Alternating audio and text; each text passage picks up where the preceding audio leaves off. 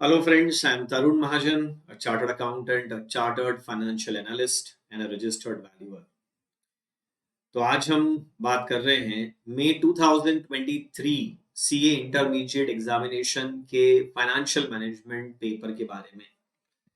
एक quick comment अगर मैं करूं, the paper was lengthy and the paper was tricky. मतलब जिन लोगों की कैलकुलेशन स्पीड अच्छी है वो अच्छा परफॉर्म करेंगे इस पेपर में, आई मीन किया होगा। और जिन लोगों को कंसेप्चुअल क्लैरिटी है, जो होमवर्क क्लास वर्क के एक जैसे क्वेश्चन करके खुश नहीं थे, बल्कि जिन्होंने हर चीज का कंसेप्ट जानने की कोशिश की थी, डेफिनेटली वो स्टूडेंट भी इस पेपर को सॉल्व कर पाए होंगे। और जिन लोगों के पास कंसेप्चुअल क्लैरिटी नहीं थी या जिनकी कैलकुलेशन स्पीड अच्छी नहीं थी, उन्होंने थोड़ा सफर जरूर किया होगा, बट आई कांट से कि फेल हो जाने जितना सफर किया होगा। डेफिनेटली मार्किंग उनकी कम होगी क्योंकि उन्होंने अटेम्प्ट कम किया होगा या कुछ गलत किया होगा। एनीवेज, हम अभी इसको जरा क्विकली डिस्कस करें। क्वेश्चन नंबर 1 है, वॉल्टर्स फॉर्मूला का एक क्वेश्चन है। 5 मार्क का क्वेश्चन है और उसमें 5 अलग अलग चीजें पूछी है। और मैं समझता हूं कि इन 5 में से 2 क्वेश्चन ऐसे हैं जिनको सॉल्व करने में 3-3 मिनट लगेगा, और बचे हुए 3 क्वेश्चन में 2-2 मिनट, यानी सब मिलाकर के रफली 15 मिनट्स में ये क्वेश्चन सॉल्व होगा। जबकि मार्क्स के हिसाब से अगर इसका टाइम बजट देखें तो इसके लिए आपके पास में 5 marks into 1.8 minutes, maximum 9 minute का समय था। जबकि एक्चुअली इसको सॉल्व करने में डेफिनेटली 9 मिनट से ज्यादा समय लगता है। थोड़ा सा ट्रिकी है, वो ट्रिक पकड़ में नहीं आई तो फिर तो 15 मिनट में ये क्वेश्चन सॉल्व होगा, ऐसा मुझे लगता है। लेंदी पेपर है में, जैसा कि आपको कह रहा हूं। एक्चुअली ट्रिकी ये क्वेश्चन यहाँ पे हो गया कि usually dividend pay out ratio हमको देते हैं और बोलते हैं कि वॉल्टर्स फॉर्मूला से आप करंट फेयर वैल्यू कैलकुलेट करके बताओ।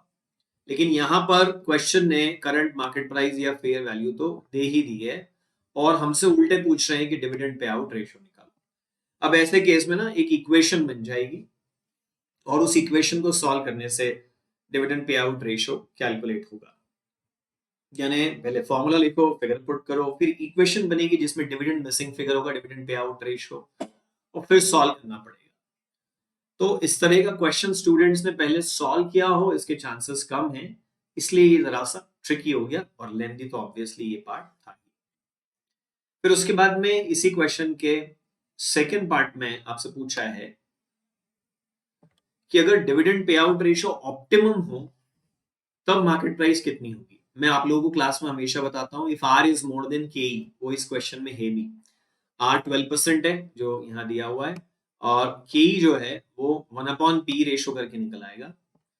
तो के 8% है और आर 12% है, यानी कॉस्ट 8 है और इनकम 12 है। When R is more than K, तो बेस्ट या ऑप्टिमम पे आउट रेशो हमेशा क्या होता है कि आप 0% डिविडेंड दीजिए।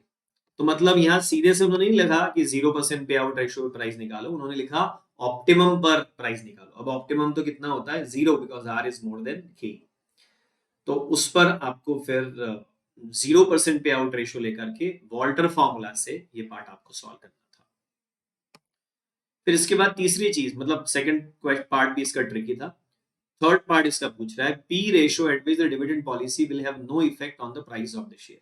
Again I will say it's very tricky question, but I must congratulate the paper setter at this time कि बड़ा दिमाग लगा करके पेपर सेट कराए। कई बार तो ऐसा लगता है कि पेपर सेटर ने सिर्फ पुराने पेपर देख के पेपर सेट कर दिया, दिमाग था नहीं या लगाया नहीं। लेकिन यहाँ पर देख के लगता है कि पेपर बनाने वाले बंदे के पास में इस सब्जेक्ट की अच्छी गहरी पकड़ है और इसलिए ऐसे ट्रिकी क्वेश्चंस उसने बनाए हैं। आई एम श्योर ये कुछ नए तरह का पेपर सेटर यहाँ पर देखने को मिल रहा है। तो बोल रहे हैं कि कौन सी डिविडेंड पॉलिसी पे कोई इफेक्ट नहीं होगा। तो यार जब आर और के आपस में बराबर हो जाते हैं, हमारा वॉल्टर फॉर्मूला का पहला दूसरा क्वेश्चन ही इसी सारे कंसेप्ट पर बेस्ड है, तो आई एम श्योर मेरे स्टूडेंट्स ने जरूर परफॉर्म किया होगा इस क्वेश्चन में। अब जहां आर और के बराबर हो जाए, तो अभी 12% आर है, अगर के भी 12% हो जाए तो फिर कोई इफेक्ट नहीं होगा। अब 12% के होने का मतलब 1/12% कर दोगे तो 8.33 टाइम्स प्राइस अर्निंग रेशो कुछ आ जाएगा। Again a tricky part of the question. Market price per share at this P ratio, तो यार उसके लिए सिंपल है कि ये जो अर्निंग पर शेयर दिया है उसको ये 8.33 टाइम से मल्टीप्लाई कर दो, तो ये एक इजी पार्ट रहा। उसके बाद market price per share using the dividend growth model, मैं कहूंगा फिर से ये ट्रिकी है, बल्कि 15 क्या मुझे लगता है 17-18 मिनट का क्वेश्चन है पूरा, 9 मिनट के मार्क्स हैं और 18 मिनट का सोल्यूशन। मतलब ये क्वेश्चन 10 नंबर के लिए पूछा जाना चाहिए था और इंस्टीट्यूट ने इसको सिर्फ 5 नंबर के लिए पूछ दिया है। ये थोड़ी सी नाइंसाफी हो गई है स्टूडेंट्स के साथ में, ऐसा मैं जरूर कहूंगा। तो यार ग्रोथ मॉडल के लिए ग्रोथ रेट तो होना चाहिए ना, वो तो है ही नहीं, पर हमको मालूम है ग्रोथ रेट कैसे निकलती है, रिटर्न ऑन इक्विटी, वो ये 12% को हम अज्यूम कर लेंगे, मल्टीप्लाइड बाय रिटेंशन रेशो। तो यार अभी रिटेंशन रेशो कैसे निकलेगा, आपने डिविडेंड पे आउट रेशो यहाँ निकाला है, 100 minus dividend pay out ratio करते हो तो रिटेंशन रेशो आ जाता है, तो उससे ग्रोथ रेट निकल के आएगी और फिर आपको कैलकुलेट करना पड़ेगा करंट मार्केट प्राइस। अजम्पशन भी लेना पड़ेगा कि ये जो ईपीएस है ये 0 ईयर का है, तो इससे जो डीपीएस निकला है वो भी 0 ईयर का है, तो उसमें ग्रोथ रेट अप्लाई करनी पड़ेगी। 10 नंबर का क्वेश्चन 5 नंबर में पूछ लिया और 2 नहीं है सॉरी 3 ट्रिकी पार्ट इस क्वेश्चन के अंदर है। बहुत अच्छा क्वेश्चन बनाया बट स्टूडेंट्स के लिए बड़ा प्रॉब्लमेटिक ये क्वेश्चन रहा होगा। फिर क्वेश्चन 1 के बी पार्ट के बारे में हम लोग बात करते हैं। ये क्वेश्चन भी again this deserves you know 6 to 8 marks, 7-8 number, 6 से 8 यानी 7 नंबर के लिए कम से कम, 8 नंबर के लिए कम से कम ये क्वेश्चन पूछा जाना चाहिए, क्योंकि ये कैश डिस्काउंट का क्वेश्चन है जिसमें 4 कैलकुलेशन इन्वॉल्व है। मतलब आप दो कॉलम बनाएंगे, एक एग्जिस्टिंग और एक प्रपोज्ड, तो एग्जिस्टिंग और प्रपोज दोनों के लिए कंट्रीब्यूशन निकालना पड़ेगा, एग्जिस्टिंग और प्रपोज दोनों के लिए बैड डेट्स निकालना पड़ेगा, एग्जिस्टिंग और प्रपोज दोनों के लिए कैश डिस्काउंट निकालना पड़ेगा, एग्जिस्टिंग और प्रपोज दोनों के लिए इंटरेस्ट कैलकुलेट करना पड़ेगा। तो 4 और 4 8 तो कैलकुलेशन इन्वॉल्व है इसके अंदर, और उसके बाद फिर उसको नेट करना है और उस सब के पहले क्वेश्चन को पढ़ करके समझना है कि आखिर इस क्वेश्चन में हो क्या रहा है।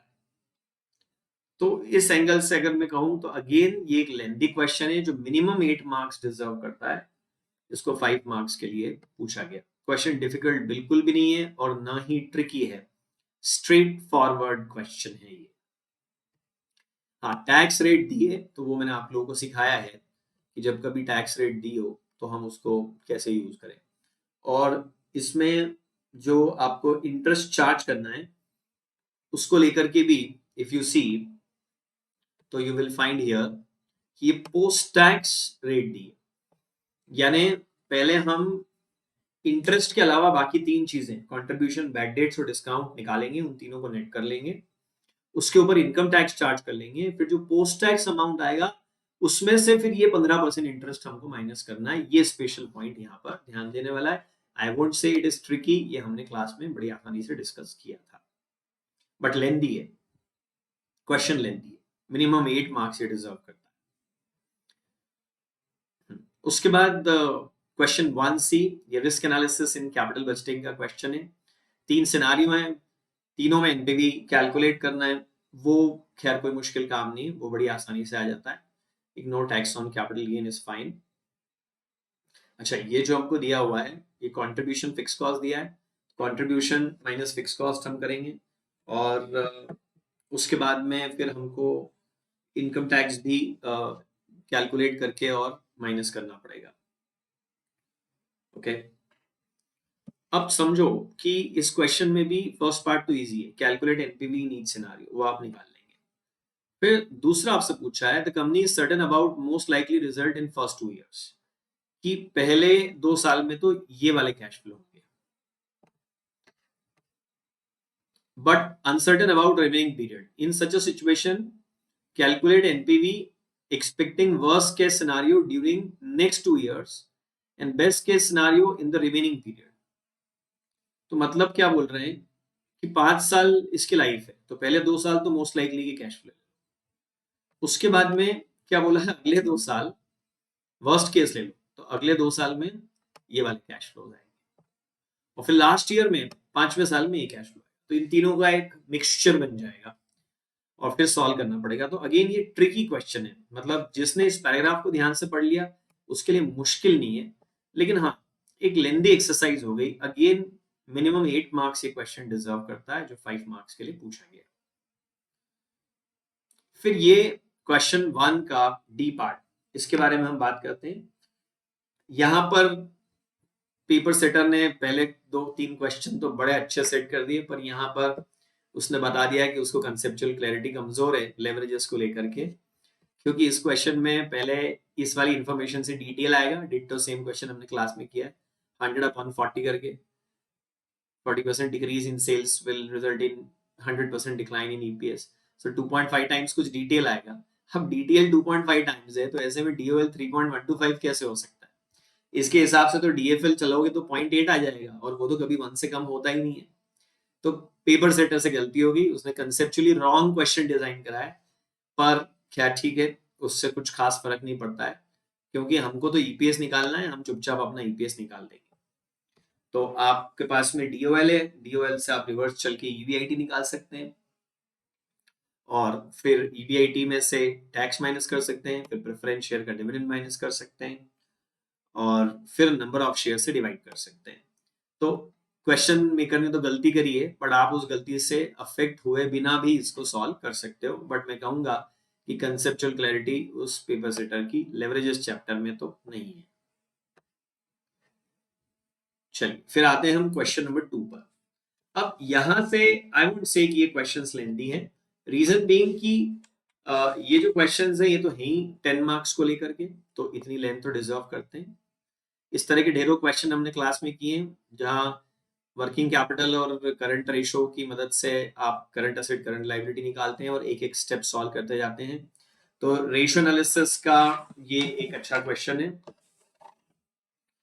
और रेशो एनालिसिस में आप इसमें आपसे बैलेंस शीट भी आपको दी हुई है यहाँ पे, और आपको करना क्या है, इसमें पूछा है कि following information and ratios are given and you are required to complete the balance sheet. Not a difficult question, not a lengthy question as per the marks. ये एक अच्छा मार्क्स कमा करके देने वाला क्वेश्चन है, ऐसा मैं आपको यहाँ पर कह सकता हूँ।